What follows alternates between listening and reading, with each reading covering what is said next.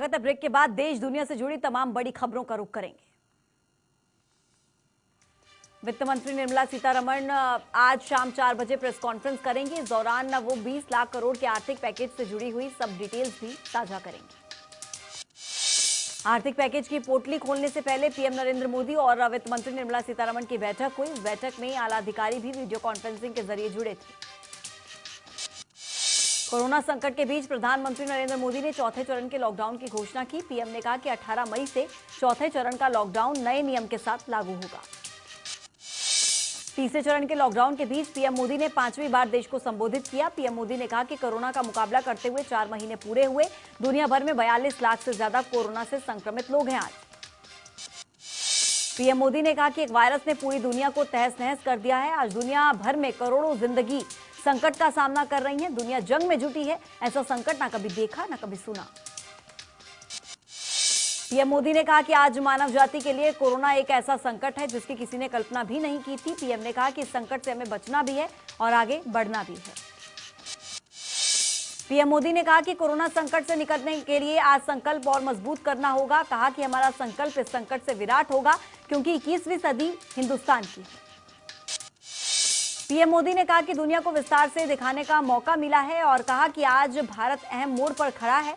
ये आपदा संदेश लेकर आई है कि भारत को अब आत्मनिर्भर बनना ही एक रास्ता है। पीएम मोदी ने कहा कि आत्मनिर्भर भारत की भव्य इमारत 5 पिलर्स पर खड़ी होगी। पहला पिलर इकोनॉमी, एक ऐसी इकोनॉमी जो इंक्रीमेंटल चेंज नहीं बल्कि क्वांटम जंप लाए।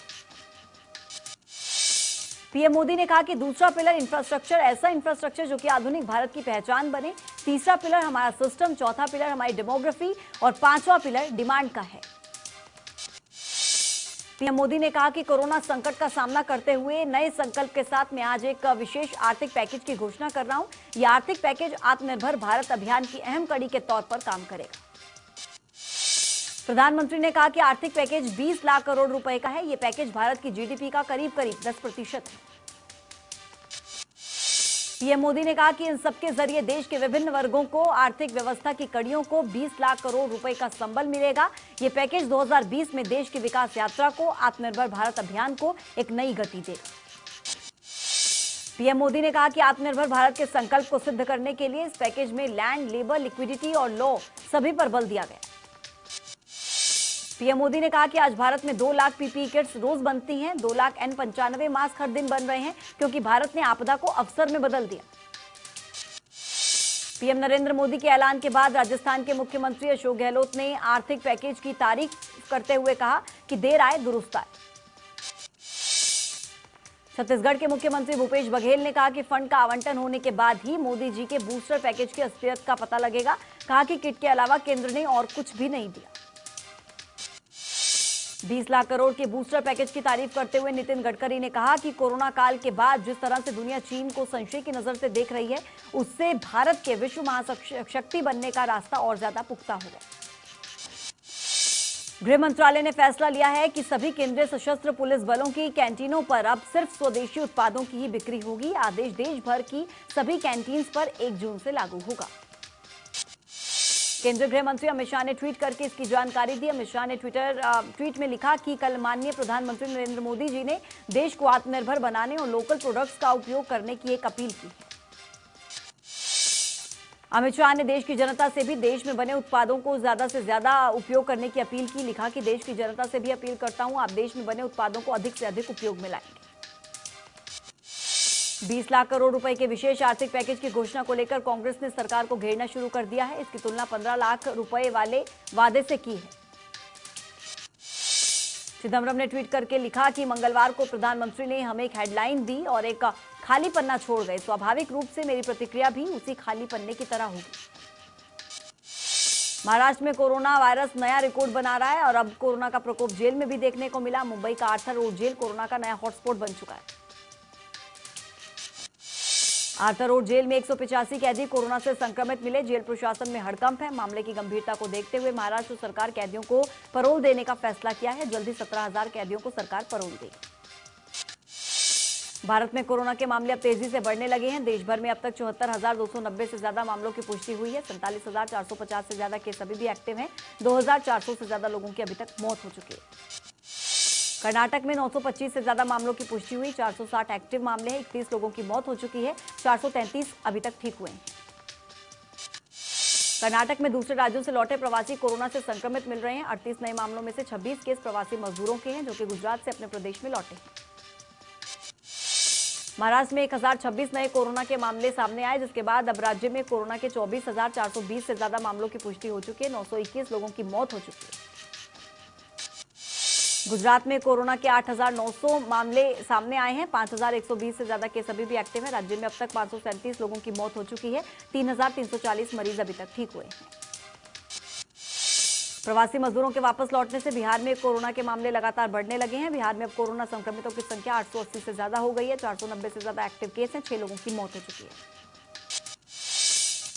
लॉकडाउन के बावजूद मध्य प्रदेश में कोरोना के मामले 3,986 से ज्यादा पहुंच गए हैं, 1,900 से ज्यादा केस अभी भी एक्टिव हैं, मरने वालों की संख्या 225 है।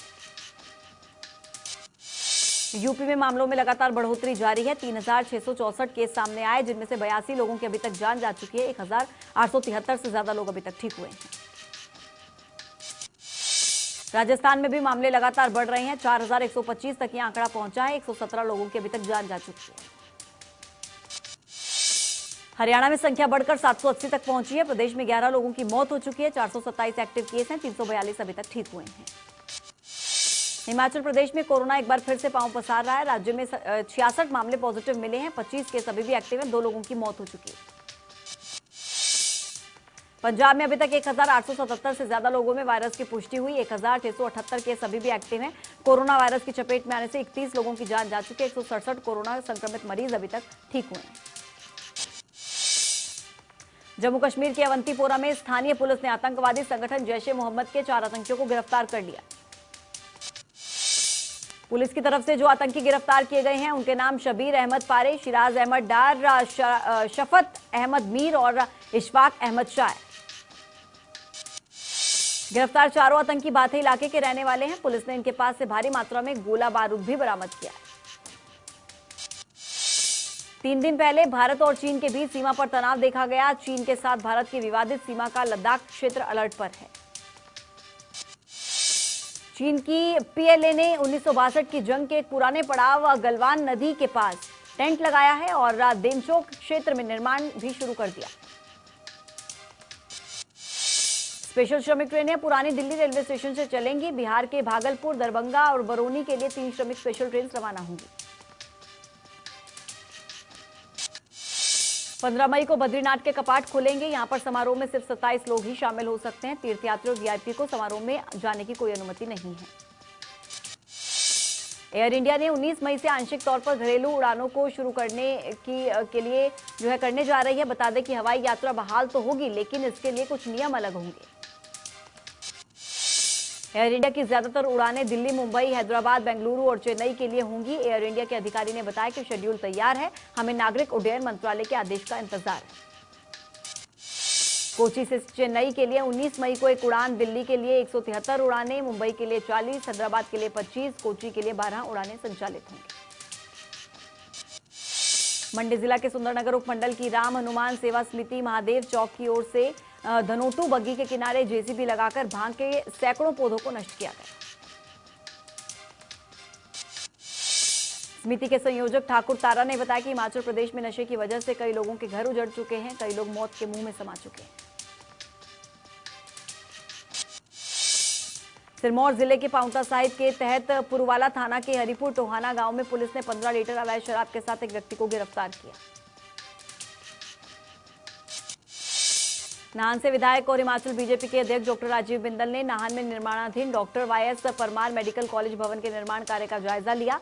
लॉकडाउन के बीच मेडिकल कॉलेज भवन का कार्य दरअसल युद्ध स्तर पर शुरू हो चुका है। वैश्विक महामारी कोरोना को लेकर देश भर में लॉकडाउन किया गया है। इसके चलते सभी धार्मिक संस्थानों के कपाट बंद है, लेकिन आज सुबह एक युवक कर्फ्यू के बीच बाइक पर बिना पास के लुधियाना से प्रसिद्ध शक्तिपीठ चिंतपूर्णी पहुंच गया। जिला सिरमौर गिरिपारक क्षेत्र दूर दराज तेलंगाना गांव में तेज तूफान से विजय सिंह के घर की छत उड़ गई। तूफान इतना भयानक था कि छत के ऊपर लगे टीन की चादरें भी कई किलोमीटर तक दूर उड़ गई। जिला कुल्लू में ऑटो चालकों को ऑटो चलाने की अनुमति न मिलने के चलते अब कई चालकों को खासी दिक्कतों का सामना करना पड़ रहा है। ऐसे में कुल्लू के रहने वाले नेवी ऑफिसर आदित्य गौतम गरीब ऑटो चालकों की मदद के लिए आगे आए। कोविड-19 से संक्रमित लोगों की संख्या बढ़ती जा रही है। जिला सिरमौर का स्वास्थ्य विभाग भी सख्ती से काम कर रहा है। बाहरी राज्यों से आ रहे लोगों को क्वारंटीन या होम क्वारंटीन किया जा रहा है। अमृतसर के श्री गुरु नानक देव अस्पताल में फुलकारी एनजीओ की तरफ से 15 feet operator sanitiser dispenser donate किए गए। ये डिस्पेंसर कोरोना वार्ड के बाहर लगाए जाएंगे। अमृतसर के गुरु नानक देव अस्पताल से कोरोना का मरीज फरार हो गया है। बता दें कि कोरोना मरीज चोरी का आरोपी भी है। फिलहाल मरीज की तलाश में प्रशासन जुटा है। चंडीगढ़ में कांग्रेस विधायक अमरिंदर सिंह राजा वड़िंग ने मुख्य सचिव करण अवतार सिंह पर निशाना साधा। मुख्यमंत्री को ट्वीट करके अवतार सिंह को मुख्य सचिव के पद से हटाए जाने की मांग की।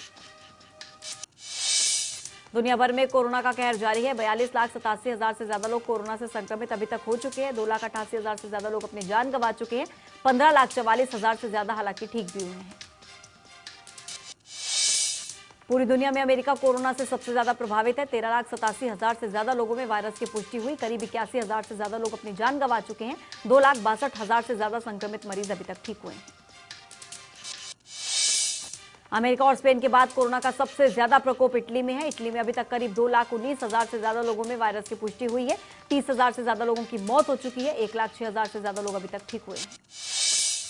अमेरिका, इटली और स्पेन के बाद ब्रिटेन में भी लगातार कोहराम जारी है। 2,23,000 से ज्यादा लोगों में वायरस की पुष्टि हुई है। मरने वालों की संख्या बढ़कर 32,000 को पार। फ्रांस में अभी तक करीब 1,76,000 लोगों में कोरोना वायरस की पुष्टि हुई। जानलेवा वायरस से फ्रांस में अभी तक 26,000 से ज्यादा लोगों की जान जा चुकी है। 55,000 से ज्यादा लोग अभी तक ठीक हुए हैं।